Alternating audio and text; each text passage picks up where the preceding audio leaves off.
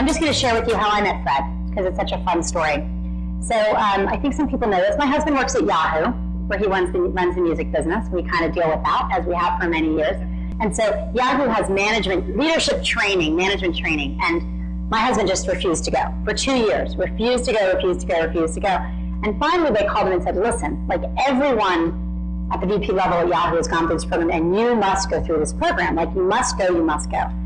So my husband deals with this by for a Monday and Tuesday, and he spends the entire weekend complaining about this. The entire weekend.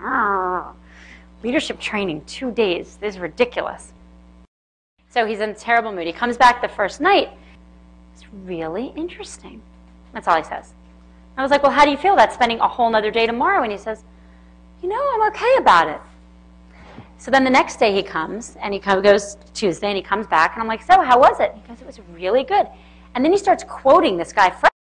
He's like quoting him, like we have an argument. He quotes him well. What you really mean is this, well, Fred would say that.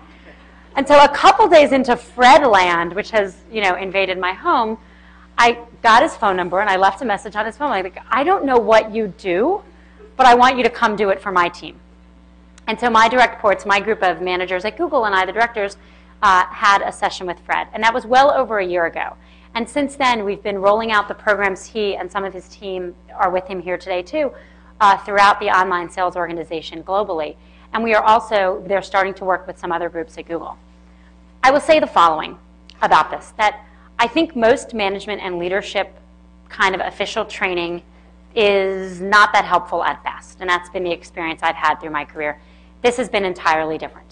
That the kind of lessons Fred has taught me and taught our team and starting to teach throughout Google are things that I think make a difference, not just at work, but in your life. And for me, it's changed how I've thought about work in a really profound way. So I'm thrilled to have this opportunity for this crowd and for the crowd watching the video, for Fred to share his wisdom directly with us as part of his tour on his new book. So welcome to Fred. So on the one hand, there's this principle: if you want to be successful, you have to sell out. Don't hold on to your dreams. Postpone them, let them go. On the other hand, there are the people that say, and both share the same mental model, it's the same idea, just the two sides. On the other hand is, if you really want to have a life, if you want to live your life, you have to drop out. Just let it go. Commit to yourself, and then forget about big business and all that, because the people that work there have sold their souls. So if you want to keep your soul, you can't work there. You can't do that. Just go to the Himalayas, start a meditative practice, do yoga 7 hours a day, just, eat raw foods, and, that's kind of the spiritual path. So you can go spiritual, or you can go material, and the twain shall never meet. They go in different directions. Well, the reason I had to write the book is to absolutely fight against that, and to prove that it is totally possible to act in a business in perfect alignment with your values. That in fact, the way to build value is to come from your heart, to actually express in your practice, whatever it is. It could be theater, it could be opera, or it could be management. But whatever your practice is, whatever the way in which you engage with the world, becomes the vehicle for you to express what's truly dear to you, what's most important to you. And that's the fundamental idea. It is possible to integrate. You don't have to sell out to be successful, and you don't have to drop out to be in alignment with your soul, or to express your soul or your spirit at work. Now that is a nice idea, but the question is, how do you do it? What does it take to actually bring this into practice? And I say, well, it takes consciousness. That's why the name is Conscious Business. Consciousness as the ability to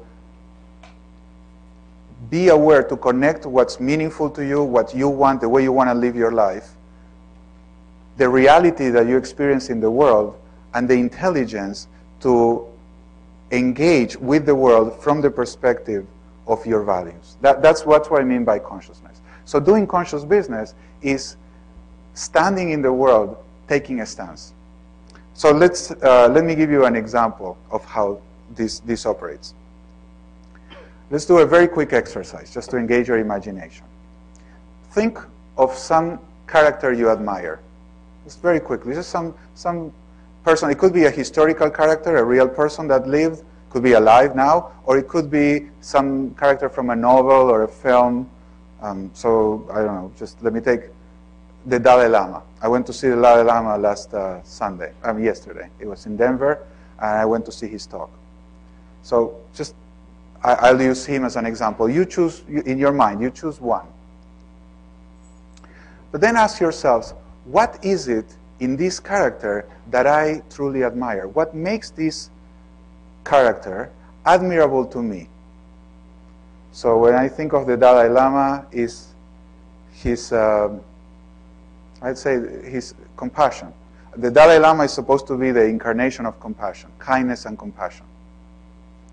And I remember when he walked out yesterday, it was like this wave. The whole room melted. It was this. I mean, it wasn't him. It was what he evoked in people. His presence created, like everybody reflecting, what do I want to do in my life? So think in your character, whoever it is, whatever leader or character you thought, what quality do you admire in this character? And then think, how did you observe this quality? So where did you see your character demonstrate that? So for example, talking about the Dalai Lama, say he talked about the Chinese and how difficult it was to engage in a constructive dialogue with them and the pain around that and so on. So that's an example where I observed it. So just those three things. Who is your character? Admirable. What quality you admire, and how have they demonstrated this quality in the world? How do you know that they are like that? And we'll just take 1 minute, just very, very quickly. I'll ask you to turn to your partner, somebody next to you, sitting next to you, and simply just let them know who it is. Just say verbally who it is that you admire, why do you admire, and when did you see them, or what did you see in them to show this.